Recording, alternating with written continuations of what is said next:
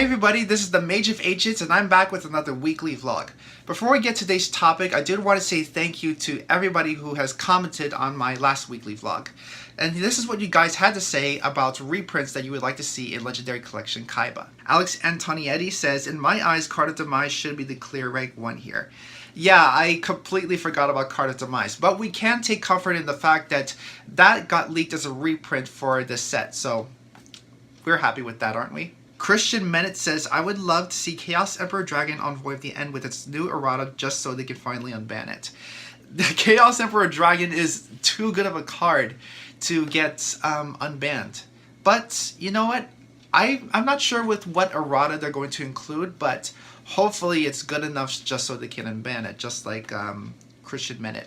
I mean, if they can put Blackluster Soldier Envoy at the beginning at 2, then they should be able to do something with Chaos Emperor Dragon too. Atlas Games says, I hope they don't reprint my whole deck, then everyone could use it at that ban list. Yeah, this guy is talking about Blue Eyes cards, but you gotta hear me out on this. If they reprinted Dark Magician cards in Legendary Dragon decks, then they are more than likely going to be doing the same thing for Blue Eyes. But you gotta realize that since none of the staple Dark Magician cards have been limited or banned, then you should have nothing to worry about when it comes to Blue Eyes. Very Vlog says, dude, I really like the way you edit your videos. Keep it up. See, this is the kind of positive feedback that we should be giving to each other. And Vinny Vin says that the top 5 reprints he wants to see in the Kaiba set are Tyrant Wing, the fusion monsters for Critias, Ring of Destruction, Ring of Defense, and Blue Eyes Ultimate Dragon. And I replied to this comment saying that while Ring of Destruction and Ring of Defense do pay homage to the anime, they really aren't the most sought out cards right now. So those are my favorite comments from the last weekly vlog. If you want to have your comments featured, then be sure to watch this video and then comment below and you might have yours featured in my next vlog. That was recorded this past week.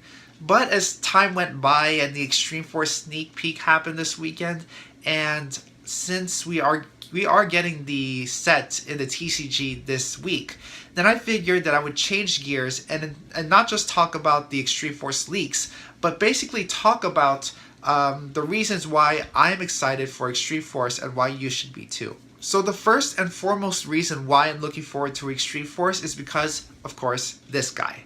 Heavymetalfoes Electrumite. In case you guys don't know what this does, this card has 3 different effects. First of all, if you link summon this card, then you can send any Pendulum monster from your deck to your extra deck. It also has a once per turn effect where you can target and destroy any face-up card you control, and then add back a Pendulum monster from your extra deck. And finally, for its third effect, if a card in your Pendulum zone leaves the field, then you draw 1 card. Since Pendulum Magicians are pretty much a meta deck now, then Heavymetalfoes Electrumite has been getting so much buzz that it's basically the single chase card for Extreme Force. I mean, have you seen the prices online? This card ranges from like 70 to 75 bucks right now. The reason why Pendulum Magician players are very excited to get their hands on this card is because the archetype thrives off of Pendulum and Destruction effects. So basically, Electrumite helps out Pendulum Magician players in particular in terms of card advantage and extending their combo plays. Also, Pendulum Magician players are also using this card in conjunction with Astrograph Sorcerer. So that way, if a card they control is destroyed, then they can special summon Astrograph Sorcerer and then search their deck for another copy of a monster that was destroyed within the same turn. I'm very excited for this card. Even though it's not guaranteed that I'm going to pull this card, I am going to get my own box of Extreme Force this week. And I am hoping to profile my own Pendulum-based deck for you guys. Another monster to look forward to in Extreme Force is called Salutis Red. It's a generic Link 4 and it gains effects depending on the number of monsters that you use for its Link Summon. If you use at least 2 monsters for its Link Summon, then every time you normal or special summon a monster to a zone that it points to, then that monster gains 300 attack and defense. If you use at least 3 monsters for its Link Summon, then it has a once per turn effect where you can special summon any monster from your hand, given that it can be special summoned that way. And finally, if you use 4 monsters for its Link Summon, then it has a Graceful Charity type effect where you can draw 4 cards and then place any 3 cards from your hand on the bottom of your deck. The fact that this is a generic Link 4 monster like Firewall Dragon is the reason why this is the second most expensive card in Extreme Force. Whether or not this is a downside to you, you have to link summon this card using monsters that are all different names. If you ask me, I think this is a card that fits very well with Lightsworns. I mean, the Lightsworn archetype, of course, has all these different monsters with different names. There's, there's Raiden, there's Lumina, there's Minerva. I could go all day. But my point is that if you have 4 different Lightsworn monsters on the field, that you can send those monsters to the graveyard and then link summon your Skull Dread. And then if you have Judgment Dragon in your hand, that you can just special summon it from your hand, and you still haven't used that second effect of Skull Dread where you can special summon one monster from your hand. So you can use that to your advantage. Maybe you want to use Raiden's effect or Lumina's effect again, or, the sky's the limit for this card. And since we're talking about Link monsters, then there are several Link monsters that are going to be released in Extreme Force as OCG imports from the Link Reigns pack. There's Zephyr Metaltron for Zephyr players. There's the Ritual Beast Link monster. There's I Sold 2 Tales of the Noble Knights. I think that's the name of the monster, right? And there's also Steel Swarm Origin. There's also Cleafort Genius. Oh, and not to mention that Curious the Lightsworn Dominion is also coming to Extreme Force as a super rare and also another OCG import. Hopefully when I open my Extreme Force box, then I'll be able to pull that one too.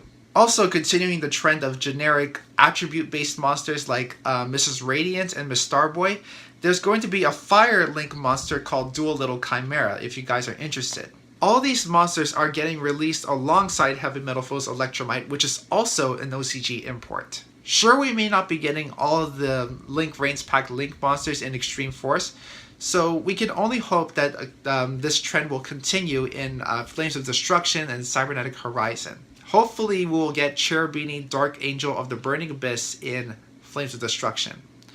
For those Shaddoll players, I think Shaddolls are going to be making a comeback very soon. And we might be getting Shaddoll Construct as well. Along with Electrumite, there are a bunch of other secret rares that you should keep your eyes peeled for in this set. There's Hey Trunade. It's a variant of Giant Trunade where it returns all set spells and traps on the field to the hand. There's also Pendulum Paradox, where you can add 2 face-up Pendulum monsters from your extra deck to your hand that have the same skill but different names. Do keep in mind that this is a card that you can search off of Duelist Alliance. Another secret rare that you should look out for in Extreme Force is Inspector Boarder, a monster that people are planning to side deck in upcoming tournaments. While hand traps give players a reason why to go second, Inspector Boarder gives people a reason why to go first. And the reason why it's a good card going first is that while it's on the field, each player can only activate monster effects up to the number of monster types that are on the field. We're talking about Ritual, Fusion, Synchro, Xyz, Link, and Pendulum. So in theory, if you have one of each of these monster types on the field, then the turn player can activate up to 6 monster effects on his or her turn. However, if there are none of these monster types currently on the field, then that turn player cannot activate any monster effects whatsoever. It's a good thing to see that the game is being balanced out by giving people a reason why to go first, if not going second. Along with secret rares, of course, there are a few other lower rarity Link monsters that you can look forward to in Extreme Force. There's Downbeat, which is a variant of Transmodify. What Transmodify does is that you contribute a monster and then special summon a monster from your deck that is the same attribute and type, I think, but it's 1 level higher. Downbeat is pretty much the same thing, except you special summon a monster from your deck that is 1 level lower. Another tech card that you should look out for in Extreme Force is Contact C. And what it does is that when your opponent normal or special summons a monster, you can special summon your Contact C to their field. And from there, if the card's controller has to Link summon, Fusion, Synchro, or Xyz summon a monster, then that player has to use Contact C as a material for that summon. So what comes to mind with Contact C? Well, assuming that spirals are still going to thrive after the ban list, let's just assume that they are. So what's going to happen is that when, let's say that your opponent has a drone on the field, and then he searches the top 3 cards of your deck, and then just rearranges them, and then calls out a card type off the top of your deck and then special summon Spiral Super Agent. What you can do from there is that you can special summon your Contact C and then prevent them from going into double Helix. Some people may think that Contact C is not really a good card to use, but it is actually pretty good in my personal opinion. And finally, what archetypes should we look forward to in Extreme Force? Well, we are getting some more Altergeist support. We're also getting some more World Legacy cards. We're also going to be getting the debut of the 10 Dangles, a flip-based archetype used by Akira Zaisen from Yu-Gi-Oh! Reigns. We're also going to get some more support for the TCG exclusive FA archetype, and it's some really good support too. Especially a new boss monster, which is a synchro monster called FA Motorhome Transport. Just like the other FA monsters, Motorhome Transport gains attack based on its level, and it also gains some additional effects based on its level as well. So if Motorhome Transport is a level 11 monster or higher, then it cannot be destroyed by battle or card effects. If it's a level 13 monster or higher, yeah, it can reach level 13. Then it gains a once per turn effect where you can target and then special summon an FA monster from your graveyard. There are some people out there who have been very excited about this new FA support. There has been a buyout of a trap card called Marshalling Field. So what it does is that you could declare a level from 5 to 9, and all level 5 machine monsters on the field become that level. And since FA monsters gain attack as well as effects depending on their level, the Marshalling Field helps the FA monsters get to those high attack stats as well as effects very quickly. The Mythical Beasts are now branching out from Mythical Beast Cerberus as their own archetype, and they're going to branch out as brand new Pendulum monsters, each with effects that can be activated by removing spell counters. Personally, I'm looking forward to how the Mythical Beasts shape up in the meta, and we're going to see whether or not Mythical Beasts make spell counters cool again. But perhaps the one archetype that a lot of people are looking forward to in Extreme Force are the Mech Knights. Aside from the Magical Musketeers and Spirit Warriors, Mech Knights are basically the formal reintroduction of column mechanics into the game. Basically what each Mech Knight does is that when you have 2 or more cards in the same column on the field, then you can special summon a Mech Knight of a particular name once per turn to that same column. If you ask me, I think you should keep your eyes out on these Mech Knights, because judging by how the game is going to be shaping up this year, you never know when you might need these Mech Knight cards to quickly adjust to the game as it shapes up to incorporate the column mechanics again. So I hope you guys enjoyed this weekly vlog. Be sure to let me know down in the comments below what you guys are looking forward to in Extreme Force. And if you guys enjoy this video and you want to help support the channel, be sure to give this video a huge thumbs up. Comment below with what other Yu-Gi-Oh videos you guys would like to see. And of course, be sure to subscribe for more awesome Yu-Gi-Oh videos like this. Thanks for tuning everybody, and I'll see you next time.